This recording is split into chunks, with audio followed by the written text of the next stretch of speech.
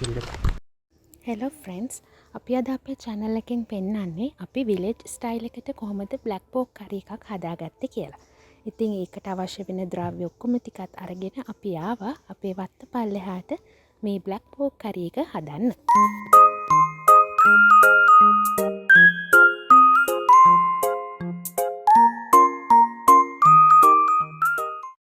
ඉතින් අපි මේ curry එක හදාගන්න අපිට ඕන වෙන ද්‍රව්‍ය ටික මම කියන්නම්. මේ අපි අරන් ඇවිල්ලා තියෙන පොඩි කොටු වලට කපාගත්ත අල, ඊළඟට බීලූණු, අමු මිරිස්, සුදු ලූණු, ඉඟුරු, රම්ප, සේර මේ හැමදේම අරන් ඇවිල්ලා තියෙන. ඊළඟට පෝක් පොඩි කොට කෑලි වලට කපාගෙන අරගෙන ඇවිල්ලා තියෙනවා. ඊළඟට කබලි බෙදලා ගත්ත මිරිස් කුඩු, අමු මිරිස් කුඩු සහ කහ කුඩු, හරදමුංගු, කරාබු නැටි, අමු 3-5, ගම්මිරිස් කුඩු, ලුණු මේ ටික අරගෙන ඇවිල්ලා තියෙනවා.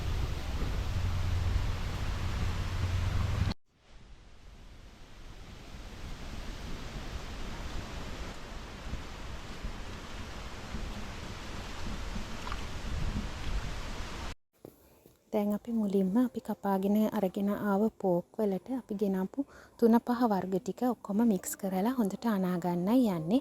මේකේ මම කලින් කිව්වා වගේ කබලි බෙදලා අරගත්ත මිරිස් කුඩු තියෙනවා. ඒක ගොඩාක් කළු පාට වෙනකන් බැඳගෙන නැහැ. එමුණු චුට්ටි තිත්ත ගතියක් එනවා. ඒ නිසා ලාදුඹුරු පාට වෙනකන් බැඳගත්ත මිරිස් කුඩු සහ අමුවෙන් ගත්ත මිරිස් කුඩු, ගම් මිරිස් කුඩු, ලුණු, කහ මේ 3-5 කුඩු මේ ටික දාලා හොඳට අනාගෙන ඒක සීසන් වෙන්න තියෙනවා. ඒ අතරේ තමයි අපි තෙල් ටිකක් ලිපේ තියලා අපේ curry එක හදන්න පොට් එක ලෑස්ති කරගන්නේ. curry එක හදන්න ගෙනාව පොත් එකේ තාම වතුර තියෙන නිසා අපි මුලින්ම ලිප පත්තු කරලා පොට් එකේ වතුර ටික හිඳනකන් රත් වෙලා ඒක නැති වෙලා යනකන් චුට්ටක් තියාගෙන ඉන්නවා. ඊළඟට තමයි අපි පොට් එකට අපේ තෙල් ටික එකතු කරන්නේ. පෝක් වලත් සාමාන්‍යයෙන් තෙල් තියෙනවානේ. ඒ හින්දා අපි තෙල් එකතු කරද්දී බොහොම පරිස්සමෙන් අඩු ප්‍රමාණයක් මේස හැන්දක් එකමාරක් වගේ ප්‍රමාණයක් දාන්න. ඊළඟට අපි ඒකට ඉඟුරු සුදු ලූණු ටික සහ අපි ගෙනාව කරදමුංගු කරාබු නැටි ටික මුලින්ම එකතු කරනවා. ඒ ටික හොඳට බැදීගෙන එන්න දෙනවා. මේ වෙලාවේදී තමයි අපි අමු මිරිස් එකතු කරන්නේ.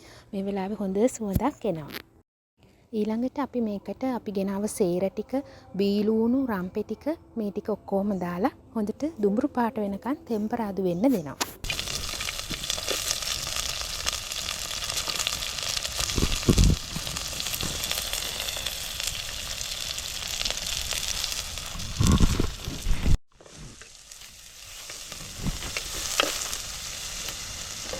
දැන් අපි කලින් දාපු ලූණු ඒ මිරිස් ටික හොඳට ටෙම්පරාදු වෙගෙන එනකොට අපි අපේ පොඩි කෑලි වලට කපාගෙන ආව අල ටිකත් ඒකටම දාලා චුට්ටක් තෙලේ බැදෙන්න දෙනවා.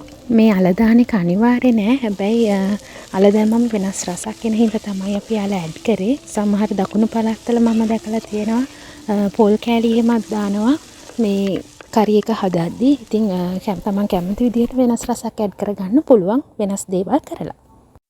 මේ අතරේ මම ටෙම්පරාදු වේගෙන එන අල සහ ලූණු තියෙන මේ මිශ්‍රණයටම මම තව මිරිස් කුඩු ටිකක් තව ගම් මිරිස් ලුණු මේ චුට්ටක් දානවා. ඊළඟට ඒක තව ටිකක් බැදෙන්න දීලා අවසානෙට අපි කලින් 3-5 අනලා මැරිනේට් වෙන්න තියපු පෝක් ටික ඇඩ් කරගෙන චුට්ටක් ඒක තෙලේ බැදෙන්න දෙනවා.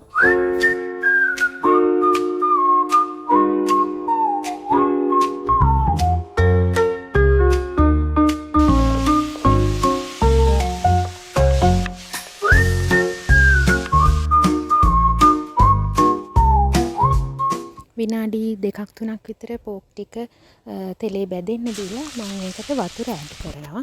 මොකද පෝක් හොඳට තැම්බෙන්න ඕනේ. ඒ හින්දා මුලින්ම වතුර ටිකක් ඒකට ඇඩ් කරනවා. ඒත් එක්කම මම සියඹලා ඉස්ම ටිකකුත් ඇඩ් කරනවා. ඒකෙන් මස් එක පොඩි මෙලෙක් ගතියක් එනවා සහ ඒකේ අර බ්ලැක් ගතිය තව වැඩි වෙලා එනවා සියඹලා ඉස්ම එකතු කරාම.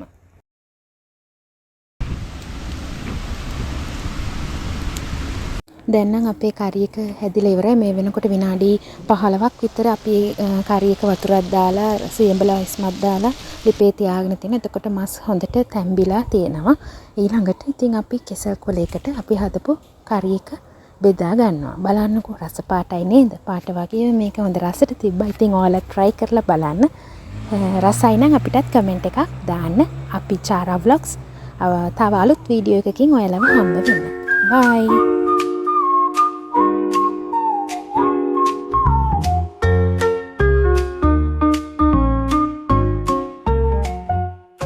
මේ වීඩියෝ එකට කැමති නම් ලයික් එකක් දාන්න. අපේ channel එක තාම subscribe කරලා නැත්නම් subscribe කරන්න. bye.